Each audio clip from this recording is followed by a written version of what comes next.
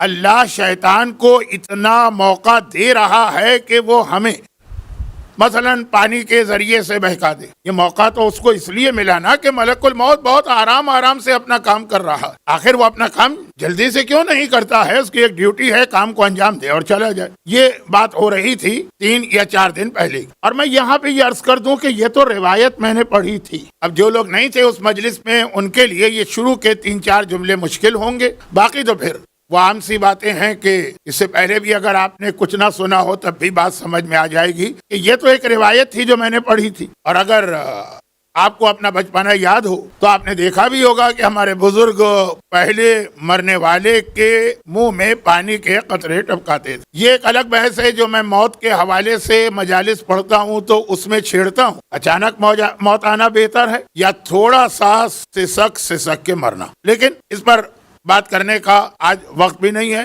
موقع بھی نہیں ہے. ایام ازا کا یہ آخری چھٹا اشرہ امام بارگاہ علی رضا میں آخری اشرہ ہوتا ہے اور اس کی آخری مجلس ہے، تو بات کو بہت پھیلانے کی ضرورت نہیں ہے. لیکن یہ ایک طریقہ تھا کہ اتنا وقت مل جاتا تھا پہلے. عالم نزا، سکرات، جو لفظ بھی کہیے کہ پانی کے قطرے ٹپکائے جا رہے ہیں. اور اگر زمزم مل جائے تو کیا کہنا، وہ اسی روایت کی وجہ سے. لیکن اس کے علاوہ ہمارے پاس روایت تو ہے، شک کی گنجائش ہی نہیں ہے کلام امام پر. لیکن اس کے علاوہ ہمارے پاس واقعات کا ایک سلسلہ ہے کہ پوری 600 700 اور 1000 صفحے کی کتابیں فقط اسی ایک موضوع پہ لکھی گئی کہ وقت آخر کیا ہوتا ہے. وہ روایتیں اپنی جگہ، مشاہدات اور بڑے بڑے قابل احترام متقی اور پلر آف دا شیعت علماء. جب میں کراچی میں باب العلم کی مسجد باب العلم کراچی کی مشہور ترین مسجدوں میں سے ایک ہے، ہر اتوار کو مسائل کا درس دیتا تھا. اور ریگولر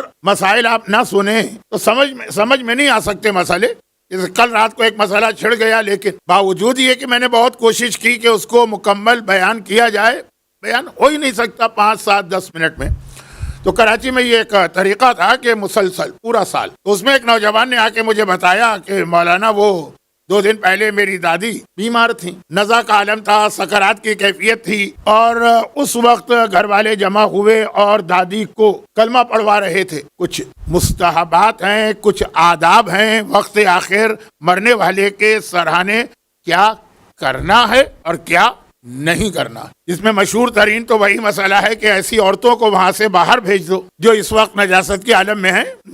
میں پھر گھبرا رہا ہوں کہ بات کو چھیڑ دیا تو کل میرے پاس آنے والے کل کا وقت تو نہیں ہے، اس لیے سمیٹتے ہوئے کیا کرنا ہے کیا نہیں کرنا. ہاں، موقع کی مناسبت سے ایک جملہ کہہ دوں. ہمارے یہاں موت کے حوالے سے، خاص طور پر مرنے والے کے حوالے سے، سورہ یاسین بہت زیادہ کثرت کے ساتھ پڑھی جاتی ہے اور اس کی بہت فضیلت اور اہمیت ہے. لیکن روایتوں میں جتنا سورہ یاسین پر زور دیا گیا اتنا ہی سورہ صافات کی بھی تاکید آئی بہت زیادہ. جیسے میں سورہ فاتحہ کے حوالے سے کہتا ہوں کہ مرنے والے کے لیے جتنا سورہ فاتحہ کا ثواب بتایا گیا ہے اتنا ہی سورہ انا انزلنا کا. بلکہ جب ہم میت کو دفن کرتے ہیں اور ابھی مٹی ڈالی ہے اور سب انگلیاں گاڑ کر مرنے والے کے لیے دعا کر رہے ہیں، وہاں انا انزلنا کا حکم ہے، سورہ فاتحہ کا حکم نہیں. ہاں، پڑھیں تو کیا حرج، اس سے بہتر سورہ کون سا؟ تو وہاں ہمارے یہاں خالی سورہ فاتحہ ہے، سورہ ننزلنا نہیں. اور لوگ کہتے بھی ہیں کہ مولانا آپ یہ بتائیے، نہیں سورہ فاتحہ پڑھنے کا وقت نہیں ملتا، اگر ننزلنا شروع ہو گیا تو اتنا ٹائم کہاں ہے ہمارے پاس.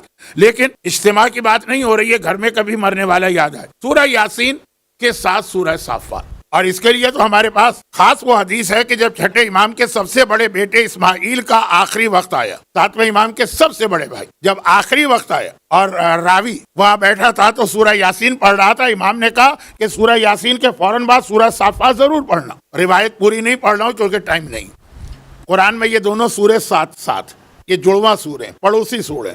36 نمبر سورہ یاسین ہے، 37 سورہ صافات. ایک میں نے کہا کہ ایک آدھ جملے میں بات ہو جائے، شاید کسی مرنے والے کو میرے اس جملے سے فائدہ پہنچ جائے. تو اب بات ہو رہی تھی کہ گھر والے جمع ہیں دادی کے بستر کے چاروں طرف اور اپنے اپنے حساب سے ان کی مدد کرنا چاہ رہے ہیں. کوئی کلمہ پڑھوا رہا ہے، کوئی تلقین پڑھوا رہا ہے، کوئی اور عمل. کہ جب کلمہ پڑھوایا گیا تو ایک دم دادی گویا بستر سے اٹھنا چاہتی ہیں، لیکن چونکہ پیرالائز ٹائپ کی تھی، پوری پیرالائز تو نہیں تھی، پیرالائز ٹائپ کی تھی، اٹھ نہ پائی. مت توڑو، ہاں یہ مت توڑو کہاں سے؟ ہم کہہ رہے ہیں کہ دادی پڑھیے کہ لا الہ الا اللہ، کہتی ہے مت توڑو، توڑو نہیں. وہ اردو میں بول رہی تھی ڈونٹ بریک، تو میں اس لیے کہہ رہا ہوں کہ بچے اردو نہیں سمجھتے. کلمہ اور توڑو مت، یہ نارتھ ناز آباد کراچی مسجد باب العلم کا واقعہ ہے. جب تھوڑی دیر گزر گئی، نوجوان کہہ رہا ہے دادی کو ذرا ہوش آیا، ہم نے پوچھا یہ کلمے کا جواب آپ کیا دے رہی تھی؟ چلیں بہت سے واقعات ہمارے پاس ایسے ہیں کہ مرنے والے نے کہا کہ نہیں پڑھوں گا تو پھر بھی سمجھ میں آتا مت توڑو. دادی نے کہا کہ بیٹا تمہیں پتا ہے نا جو میرے پاس میرے دادا کی یادگار ہے، کوئی بہت قیمتی کرسٹل کا شیشے کا بنا ہوا کوئی تحفہ تھا. اس تفصیلات کی ضرورت نہیں ہے، گھڑی کی سوئیاں بہت تیز آج چل رہی ہیں.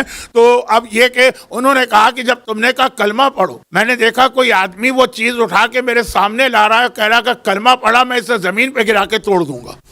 اتنا میرا اٹیچمنٹ اس سے تھا، اس چیز سے، اس تحفے سے، بزرگوں کی یادگار، کہ بے اختیار میں نے کہا کہ توڑو مت، کلمہ نہیں پڑھا میں نے. تو یہ ایک تو بہت چھوٹا سا میں نے واقعہ لیا، پورے 1000 صفحے کی کتاب لکھی گئی کہ کس طرح سے وہ بہکاتا ہے. لیکن یہاں سب میں اصل جو سوال ہے وہ یہ کہ آخر ملک الموت کو کیا سوجی ہے کہ وہ اپنا کام جلدی نہیں کر رہا؟ اگر وہ ان دادی اماں کی روح فوراً نکال لیتا تو نہ وہ شیشے کی بنی ہوئی قیمتی یادگار آتی، نہ وہ توڑنے والی بات ہوتی، نہ فضیل ابن عیاض کے شاگرد کا واقعہ ہوتا، نہ وہ جو امام معصوم نے پیاسے آدمی کی بات کہی.